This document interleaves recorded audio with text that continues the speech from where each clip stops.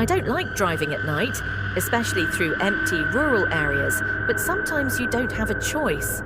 I was on my way to visit a friend who had just moved to a small town about 3 hours from where I lived.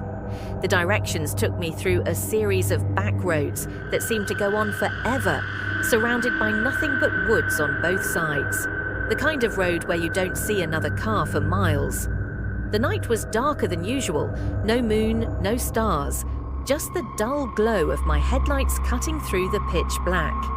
I was already on edge when I saw something up ahead. At first, I thought it was just roadkill, but as I got closer, I realized it was a bike, an old, rusted one, lying halfway in the road. I slowed down, scanning for the owner, but no one was around. My instincts told me to keep driving, but then I noticed something else, a shoe lying in the grass nearby. I stopped, hesitating for a moment before rolling down my window to call out, "Hello? Is anyone there?" The silence was suffocating. I couldn't just leave without checking, so I grabbed my flashlight and stepped out of the car.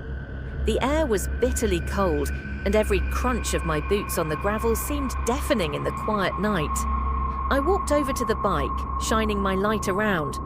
That's when I noticed footprints in the dirt leading into the woods. Something about those prints felt wrong.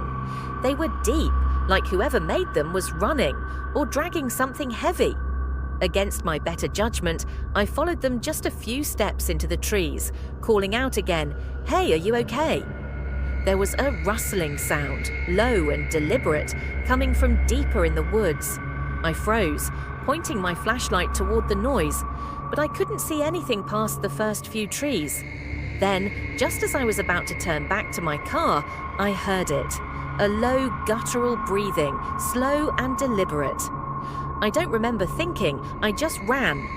My flashlight swung wildly, barely lighting the path in front of me as I sprinted back to my car. But when I reached it, my heart stopped. The driver's door was wide open. I knew I'd closed it. I knew it. My hands were shaking as I climbed back in, slamming the door shut and locking it. I turned the key, desperate for the engine to start, and for a moment, it hesitated, just long enough for me to notice something in my rearview mirror. There was a figure standing at the edge of the woods. I couldn't make out any features, just a dark shape, but it was enough. I threw the car into drive and sped off, not looking back. I didn't stop until I reached the nearest town, where I pulled into a gas station and finally let myself breathe. I never found out who or what was out there, but I don't take back roads anymore, and I never leave my car door unlocked.